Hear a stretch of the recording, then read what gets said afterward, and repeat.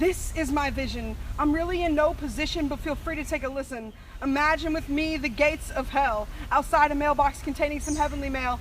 God wrote a letter to the devil today, signed, sealed, and delivered with such interesting things to say. It's a response, of course, because we all know the devil is so daring. But my God sees through the mask that he is wearing. Dear devil, what do you possibly have to say that you don't say through your evil ways every day? Well, the devil said this and the devil said that, but most importantly, God replied back.